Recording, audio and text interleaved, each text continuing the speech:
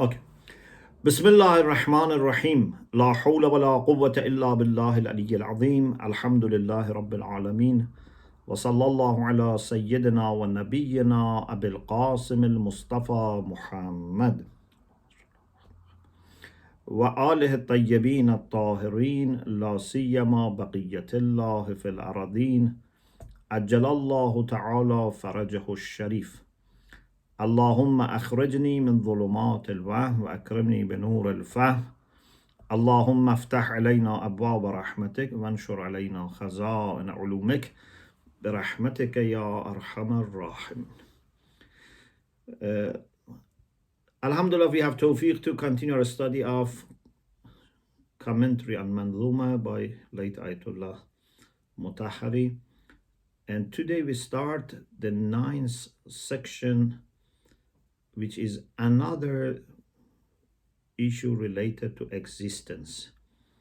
It is about two types of existence. We can classify being in different ways. We can say al-Wujudu imma wajibun aw mumkinun, al-Wujudu imma wahidun aw kathirun, al-Wujudu imma bil-quwwa aw bil-fil, al-Wujudu imma thabitun aw mutaghayyir, al-Wujudu imma dhihniyun aw khariji. Because in philosophy we talk about wujud and its types and its classification. One of them is this, that wujud is either mutlaq or muqayyad, means either it is absolute or it is limited, it's modified. Adam is also the same. Sometimes Adam is mutlaq, sometimes it is muqayyad. Let us first see what Hakim Sabzewari says, rahmatullah alayh. He says, إن الوجود مع مفهوم العدم كلا من اطلاق وتقييد قسم. Wujud and also the concept of Adam, both of them, what they do is that they divide.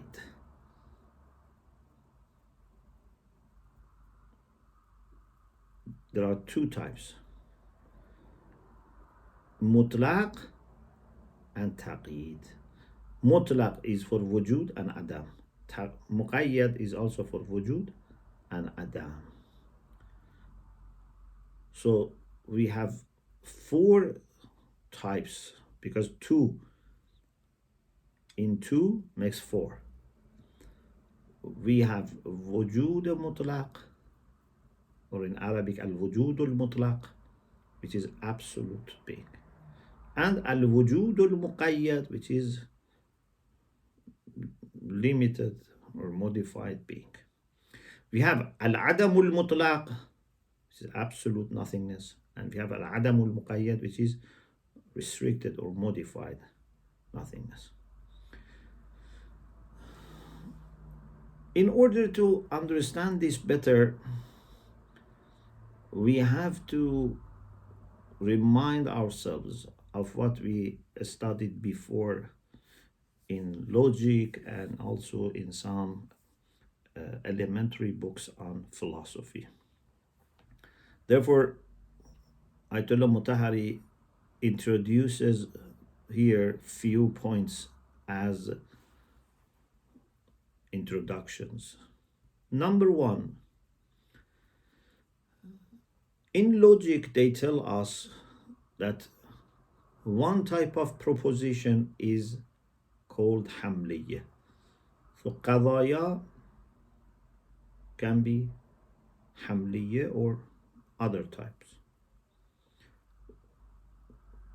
Qadaya hamli is very familiar to us when we have mawdu and mahmul, subject and predicate. Sometimes when we have a hamliyya proposition, we are informing about existence of something. So mahmul is just wujud, wujud mahmuli. For example, Zaydun mawjudun, الشجرة موجودة, واجب الوجود موجود. This is called حلیه بسیطه. Sometimes they may call قضیه بسیطه, but sometimes they call حلیه بسیطه, because this is answer to a question which can be made by هل. هل زيد موجود? Is Zayd existent? We say نعم زيد موجود. Yes, Zayd is موجود, is existent. So you can call it قضیه بسیطه, you can call it حلیه بسیطه, or those who are familiar with Sharh and Naf, you can say this is what we understand from Kana Tamme, from Kana, which is complete, because Kana can be Tamme, it can be Naqise. Kana Zaydun, Kana Allah, Walam yakun ma'ahu shay. Kana here is Tamme, informs about existence of something. But Kana Zaydun qa'iman, Kana Allahu aliman hakima, this is called Kana naqisa, it's incomplete Kana, which doesn't talk about existence of something, it talks about something having a quality or not having a quality, depending is affirmative or negational, mujibe or salibe. So حلیه بسیطه or قضیه بسیطه or مفاد کانه تامه, what is the meaning of کانه تامه, all refer to one thing, and that is when we have a subject and we want to prove or affirm existence for it. زیدون موجودون or al-insan موجودون, Allah موجودون, etc. But sometimes it is murakkaba, قضية مركبة, or حلية مركبة, or مفاد كان المركبة, الناقصة. كان ناقصة, حلية مركبة, قضية مركبة, all of them refer to the same thing. And that is when it's not about wujud as such, about existence as such. It's about having a quality. For example, when we say Zaydun qa'imun or kana Zaydun qa'iman, this is different from Zaydun mawjudun or kana Zaydun. When we say Zaydun mawjudun or kana Zaydun, we are talking about existence of Zayd. But when it says Zaydun qa'imun, Zaydun katibun, Zaydun sha'irun, we suppose that Zayd exists. This is out of question. We take it for granted and we talk about a quality for it. You remember this, in philosophy, we had this discussion before when we say, ثبوت شيئا لشيئا فرع ثبوت المثبت له. You remember, this is one of those rules that it's good to remember it in Arabic. ثبوت شيئا لشيئا فرع ثبوت المثبت له. When we affirm something for another thing, it means that we have to take it for granted that the subject is there. Yeah. If I say Zaydun katibun, it requires that I should accept that Zayd exists. Because if Zayd doesn't exist, how can then Zayd be katib, the writer? ثبوت شيء لشيء فرع ثبوت المثبت له. Sorry. We also have this expression in Arabic classic texts on usul al-fiqh and philosophy, etc. ثبت العرش ثم انقش. ثبت العرش ثم انقش. First establish the throne and then start painting. You must have a wall, you must have a piece of paper, then you can start painting on it. You cannot, paint on nothing. So mawzu must exist, then we can say, okay, this mahmul is applicable to it. Zaydun katimun, al-insanu katimun. So this is the first introduction, just a reminder of what we have studied in logic and philosophy before, that there are two types of propositions for hamliya. One is basite and the other is murakkaba. Murakkaba means compound. Number two, second introduction. Every proposition can be mujibah or salibah. Mujibah is affirmative. It's like a kind of positive. Zaydun mawjudun, al-insanu mawjudun, Zaydun katibun, etc. This is mujibah. But if you say laysa Zaydun mawjudan or be mawjudin, laysa Zaydun katiban or be katibin, ba is not necessary, but many times in Arabic they bring this ba. When we say laysa, means that we are negating, we are not affirming. If we say Zaydun katibun, means we are supporting and affirming this fact, this claim that Zayd is katib. But if we say laysa Zaydun be katibun, we are denying kitaba. Say Zayd is not katib. Laysa Zaydun be katib. There is a discussion among philosophers and logicians about the meaning of al-qadaya salibah, negational propositions. What is the true meaning? The idea that some of early logicians and some of the late philosophers have accepted, and Ayatummah Mutahhari also accepts, is that qadiyya salibah is only removal of what qadiyya mujibah wants to affirm. So when we say Zaydun mawjudun, what is this affirming? Existence for Zayd. Now, if we want to say existence for Zayd is not affirmed, we say laysa Zaydun bimawjud. And this doesn't need Zayd to be mawjud.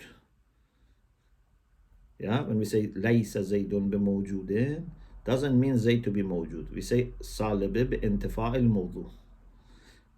Sometimes Zayd is there and I say Zayd is not mawjud, Zayd is not katib, for example, is not sha'ir. Sometimes Zayd is not there at all. Like laysa Zaydun bimawjudin. But some people have another idea. They say that no, maybe mawzu can be existent in all these cases in a kind of thubut, not in a kind of wujud. We will talk about it later. Just keep it simple. Every proposition can be mujibah or affirmative or salibah, negational. Okay? And salibah means opposite to mujibah. Removal of what was established by mujibah. Ayatollah Mutahhari says, قضیه salibah جز رفع نسبت ایجابی مفاد دیگری ندارد. Negational proposition has no meaning other than removing the relation which was established between mawzu and mahmul in the affirmative proposition. So, if it is salibah of haliyya basite, like ليس زيد بموجود means wujud is not established, is not affirmed for Zayd. So it is mutlaq. If it was salibe of haliyye murakkabe, then it becomes removal of nisbah between, for example, kitaba and Zayd. So it's exactly opposite of what is mujaba establishing. The third introduction is that mahmul in qadayay basita, in simple propositions, which is of course hamli, is wujud mutlaq. Insan hast in Farsi, or al-insanu mawjudun in Arabic. When we say al-insanu katibun, al-insanu sha'irun, in Farsi insan katib ast, insan sha'ir ast, here becomes murakkabe. The difference between basita and murakkabe is that basita is trying to establish existence of subject. Murakkabe presupposes that subject exists and tries to establish a quality for that. Zayd exists or insan exists, and we say, okay, now we want to say that it is also katib. It's a writer as well, or he's a writer or she's a writer. So far, there is nothing, I think, new for you. It's completely what we have studied before. It's a reminder. Now, again, something which is what we discussed before in other previous books on philosophy, is the main topic of Hakim Sabzewari, that wujud is either mutlaq or muqayyad. Wujud mutlaq means what we have in haliyya basita. Wujud muqayyad means a type of being katib, for example, for Zayd. Adam is also mutlaq and muqayyad. Adam mutlaq is opposite to wujud mutlaq, and Adam muqayyad is opposite to wujud muqayyad. If we say laysa Zaydun bimawjud or Zaydun ma'dum, because technically in Sarf and Nahw, when we say Zaydun ma'dum, we consider it as mujabah. So it's better to say laysa Zaydun bimawjud. But the meaning is the same. Mujabiyya salibatul mahmul is like salibah. We call it qadayay ma'dula. We don't want to go into that discussion. So Zaydun mawjud or insan mawjudun or laysa al-insan bimawjudin. One is mujaba, one is salibah. But both is mutlaq. Zaydun katibun or laysa Zaydun bikatib. One is wujud murakkab, one is salib murakkab, which is about adam murakkab, adam muqayyad. So this discussion is not very complicated, and Hakim Sabzewari quickly studies this, and Ayatummah Mutahhari explains with these three introductions and finishes. The next discussion is more complicated. Remember, we said we have 17 points about wujud. The next one is number 12. It's a refutation of the idea of the Mu'tazilites. We had this in Bidayatul Hikmah also. Mu'tazilites make distinction between wujud and thubut. They say wujud is not the same as thubut. Maybe we can say it in English in this way. There is a difference between existence and reality.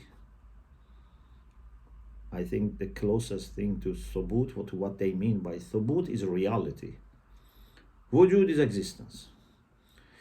they want to say that every mawjud is thabit, has thubut. Every mawjud is thabit, but not every thabit is mawjud. Okay? Every being is real, but not every real is existent. You may be surprised how, they make such distinction. What forced them to come up with such idea? Inshallah, we'll discuss this. And you will see that there are issues that they couldn't explain unless they resorted to this. But we explain it differently without being in need of accepting such things. So, thubut is more general than wujud. And therefore, Adam is less general than nafi. Because nafi is opposite to thubut, unreal. Unreal includes things which are maybe,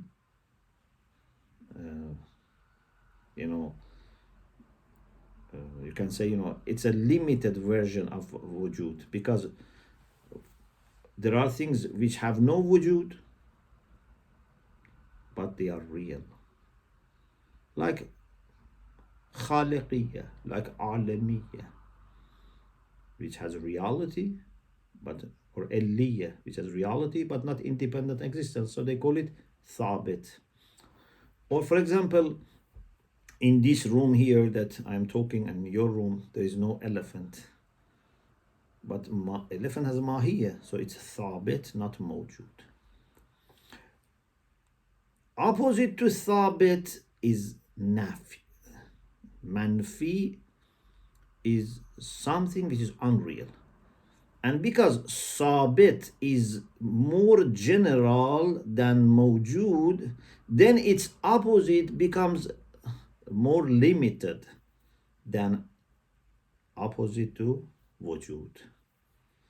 So there can be ma'doom, which is manfi or not manfi, and inshallah we'll talk about it.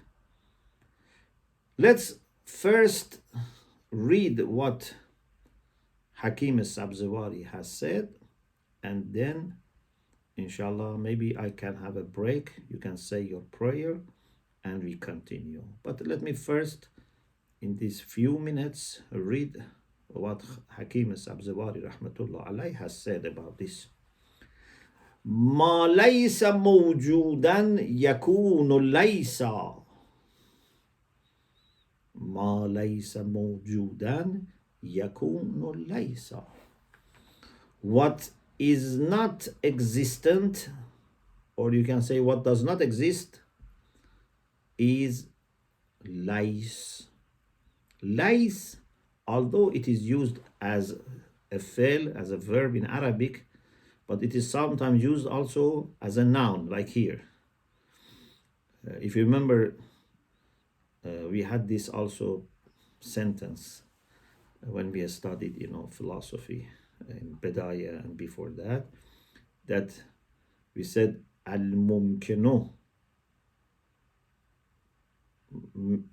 min haqqihi an yakuna lays wa min illatihi an yakuna ais bil hamza. Ais means wujud.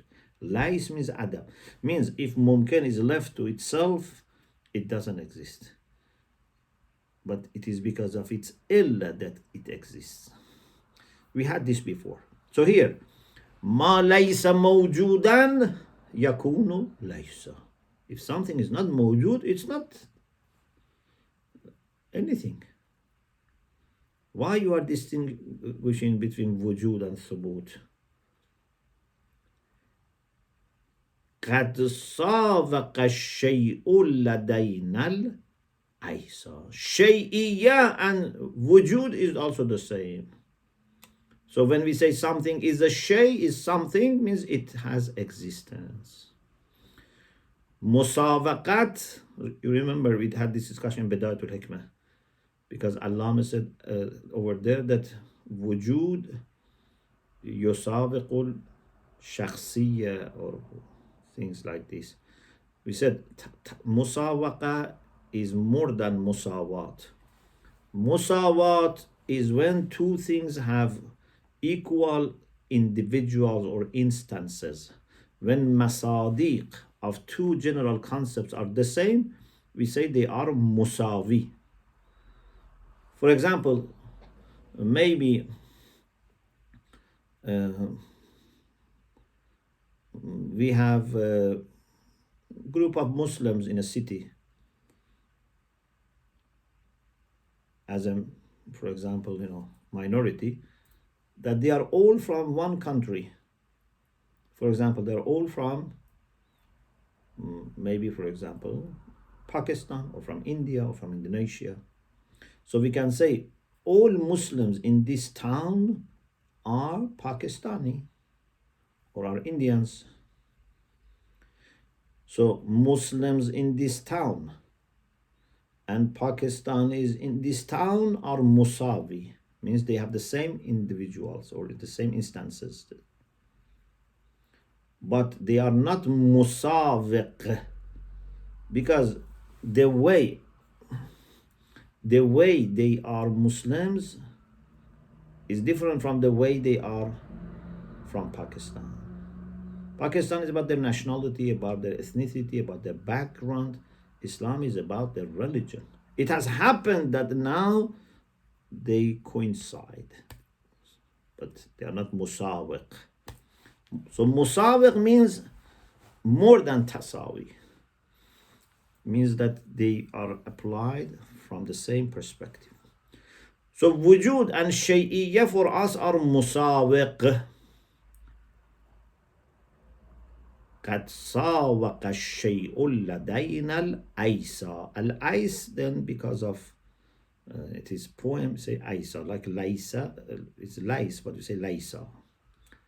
وجعل المعتزلي الثبوت عم من الوجود ومن النفي العدم.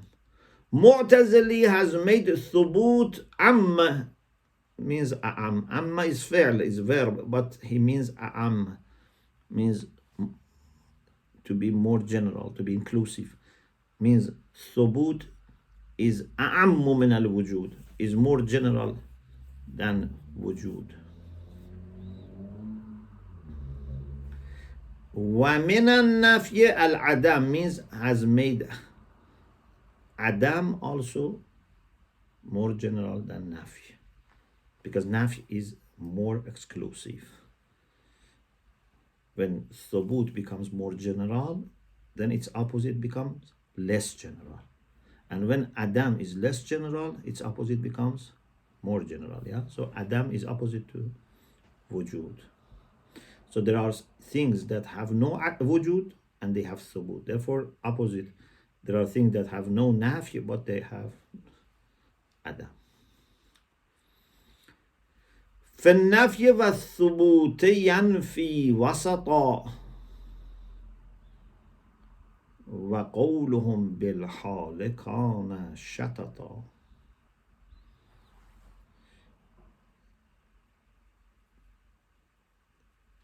Between Nafi and Subut, they deny Wasat, a middle thing. So they say there is no Wasata, there is no medium between Subut and Nafi. Of course, this part is okay, but the problem is that why you are making distinction between Thubut and Wujud on the one hand and Nafi and Adam on the other hand. If you had taken them in the same sense as Wujud and Adam, that was not a problem. وَقَوْلُهُمْ بِالْحَالِ, they also believe in Hal. We had it in Bidayah. This opinion is shatat, it's false. Like Khaliqiyya, Raziqiyya, etc. They say this hal is something which has a reality, and they call it thubut. We say, okay, it has a reality, but it's ma'qul thaniya falsafi, but they didn't have such distinctions. نفي ثبوت معهما مرادفة. نفي, thubut with Adam and wujud are synonymous. You have to take it in this way. Means nafi and Adam, thubut and wujud. One by one. They are muradifa, they are synonymous. وَشُبَهَاتُ خَصْمِنَا مُزَيَّفَةٌ. But the objections of our enemy here doesn't mean enemy as fighting with weapon. Enemy in discussion means the opponents, the people who have another opinion, those who argue against us, the other parties. Their shubahat is not accepted. This is a summary, and inshallah we will talk about it after a break. So I stop here. You can say your salat inshallah. Maybe in 20 minutes inshallah we can resume. Alhamdulillah Rabbil Alameen.